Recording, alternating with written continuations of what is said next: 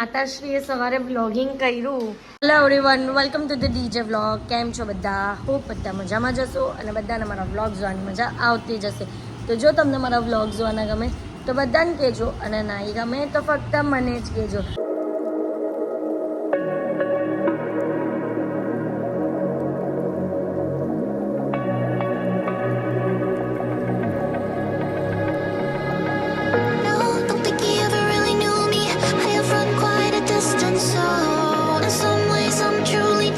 તો ગાઈઝ, મારા ઉઠવા પહેલાંની થોડી ઘણી એવી ક્લિપ મમ્મીએ લીધી હતી, તો પહેલાં તો એ જોઈ આવો અને પછી આજના દિવસમાં હું શું કરું છું તે જોવા માટે વ્લોગને એન્ડ તક જોવાનું ભૂલતા નહીં. જો ગાઈઝ 12 વાગ્યા છે અને આ ધ્રુવી મેડમ હજુ છૂટેલા છે. કેટલું સરસ ઊંઘે છે. આના લઈને અહીંયા ફાફડા જલેબી આવી ગયા છે.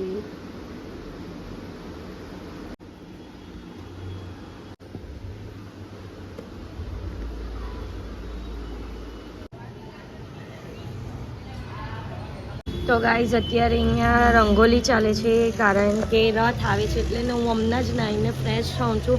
સવારના જે વ્લોગ લીધેલા હતા તે મારી મમ્મીએ લીધેલા હતા, ફાફડાના, રાવણના, બધાના.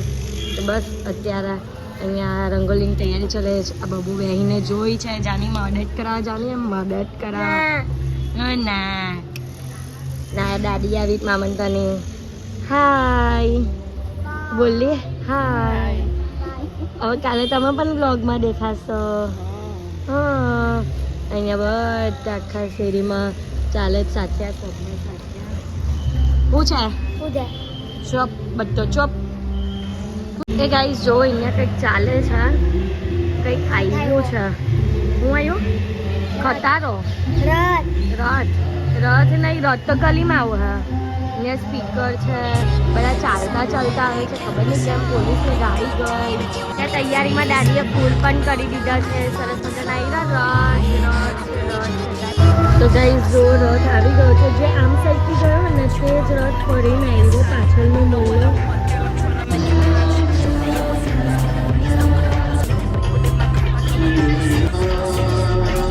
તો ગાઈઝ, આ મારી માતાશ્રીએ સવારે વ્લોગિંગ કર્યું. જોયું તમે કેવું વ્લોગિંગ કર્યું તે? હે, એ પણ બોલીને મને એમ કે મારે વોઇસ ઓવર કરવો પડશે. વોઇસ ઓવર નહીં કરવો પડે એવું કરેલું હતું. હે, ક્યાંથી આટલા એક્સપર્ટ બની ગયા? હે, કયું તું એ લીધું? મેં વગર બોલેલું પણ કરેલું છે ને બોલેલું હો કરેલું. હા, તો ચાલે મારું બોલેલું? ચાલે જ ને, જાય દોડે. બરાબર. તે હીકી કાથી? મારું જોઈને. બરાબર. હું કે ઘરના કામ મેં તને શીખવાડ્યા, હવે બહારના તું મને શીખવાડ. તે મને ક્યારે ઘરના કામ શીખવાડ્યા? હે, મેં તો એક વસ્તુ નહીં શીખી તારાથી. હે, બોલે. મેં તને કોઈ જ નહીં શીખવાડ્યું. તો બધું મેં મારી જાતે શીખી છું. બરાબર છે, ખાલી બોલે છે. તો ગાઈઝ જો, રસ્તામાં કેટલા બધા રાવણ દેખાય છે. તો ગાઈઝ, હું મારા ઘર પાસે આવી ગઈ છું અને આજે દશેરો છે એટલે બધી રંગોળી કરી છે અને બધા સરસ મજાના ગરબા રમે છે અને આખા મોહલ્લાને સરસ રીતે સજાવેલો છે. ગાઈઝ જો, અહીંયા રાવણની તૈયારી, રાવણ દહન થશે. કેટલો મોટો રાવણ એ જ. આ તો કલક ને અમનાથને ચાચી આવ્યો ને, ત્યાં તો 2 મોટા રાવણ હતા. એ પણ આખા રિયલ લાગે એવા. પણ એ છે ને, જ્યારે હું તમારા મતલબ બ્લોગ લેવાની હતી ને, તો એ બધા દહન થઈ ગયેલા હતા. રાવણ દહન થઈ ગયેલું હતું એટલે કંઈ લેવાયું જ નહીં. તો ગાઈઝ, અત્યારે આવ્યા છે બિઝનેસ સેન્ટરમાં અને આ જ્યુસ પીવું તો જ્યુસ ટેપમાં. ચલો જો, પે કરાવે છે મારી પાસેથી બરાબર. મિનિટ ચાલી જાય, ફટાફટ કરો. ચલો, પણ નેટ તો ચાલુ કર. ઓરેન્જ કેટલા ફ્રેશ છે જે તે જો ગાઈઝ, મસ્ત ફ્રેશ ઓરેન્જ છે. અમારું પેમેન્ટ હજુ થાય છે. જો જલ્દી સેકન્ડ ચાલી જવાનું છે. ગાઈઝ, પેમેન્ટ સક્સેસ થઈ ગયું છે. હા, ગ્લાસ આવી ગયો. એવું? ઓરેન્જ વાળા પણ કટ થાય નહીં. જો વાવ સરસ. જો ઉપરથી આવે છે. જો ઓ ગાઈસ જો વાહ કટ થયું ને એ કટ છે 4 આ ચોથું 4 કટ થાય વાહ ક્લાસ ભરાઈ નહીં ને ત્યાં સુધી કટ થાય એવું જો ભરાઈ ગયું ને એટલે અહીંયા અટકી ગયું બરાબર હવે આવશે તો ગાઈસ આવી ગયું છે આનું ઓરેન્જ જ્યુસ શું કરે છે નીકળવું જોઈએ ને સ્ટ્રો વાવ જો ગાઈસ મસ્ત છે ટેસ્ટ કર દો ટેસ્ટ તો મેં કરેલો જ છે આગળ બતાવેલું એ લોકોને હે મસ્ત છે એક નંબર તો ગાઈસ હું ફર્સ્ટ ટાઈમ ટ્રાય કરું છું મસ્ત એકદમ ફ્રેશ છે એકદમ ફ્રેશ તો ગાઈઝ અત્યારે હું પાછી ઘર પાસે આવી ગઈ છું અને આજના દિવસે એકદમ ટ્રેડિશનલ રીતે ગરબા ગવાશે માઇકમાં ગરબા ગવાશે કોઈ સ્પીકરમાં નહીં ગવાશે અને બધા સાથે ગરબા રમશે અને થોડું એવું ટ્રેડિશન અમારો જે જૂનું છે તે પહેલેથી ચાલ્યો આવે છે તે રીતના ગરબા રમાય છે અને માટલી ઉચકાશે માટલી સાથે ગરબા થશે બધું જ તમને આગળ જોવા મળશે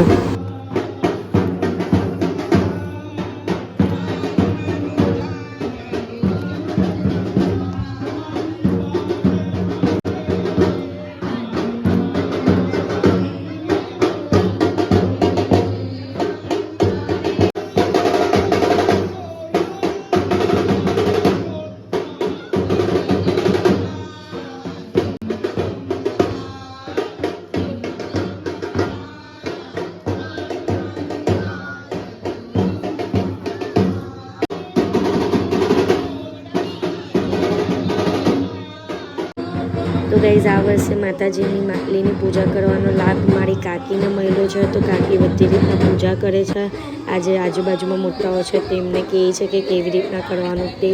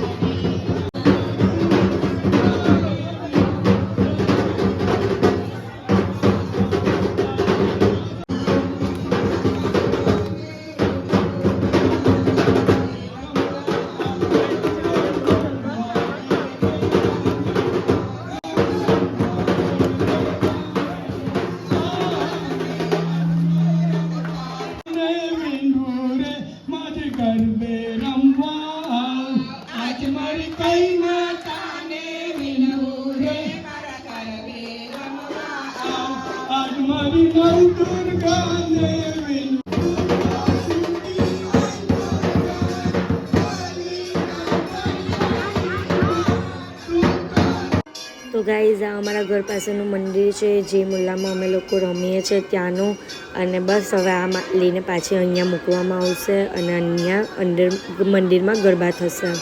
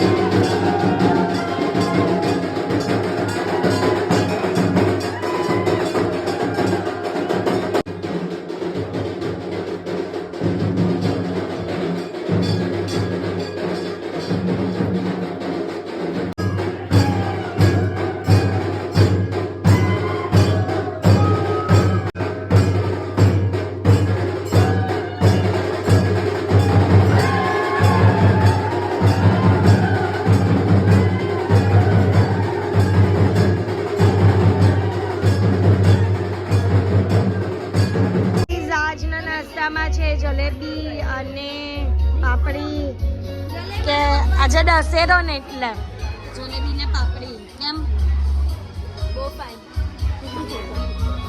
નાના કરતા લેવાનું કે તો ગાઈઝ અહીંયા સંધ્યાપુએ મને કીધું કે ચાલો તને રાઉન્ડ રન કરાવ તો હું તો મારી રીતે રાઉન્ડ રન ફરવા માંડી પછી મને જોઈને સંધ્યાપુએ પણ ફરવા માંડ્યા અને પપ્પા એમને પકડવા આવ્યા કે પડી નહીં જાય તો એમ કરીને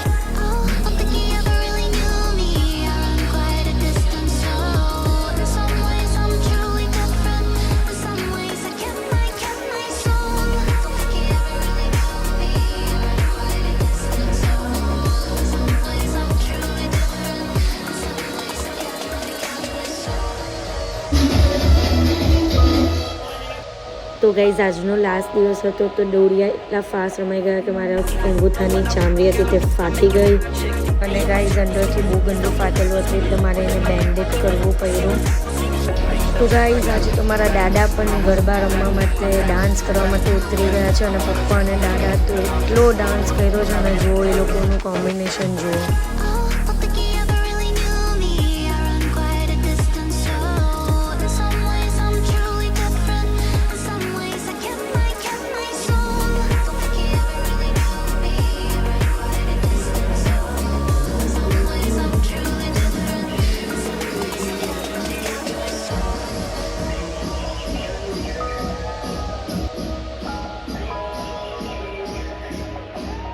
જોવો અત્યારે બધું પૈતું ને આ લોકો આ કચરો જે કર્યો તે જાતે જ સાફ કરે છે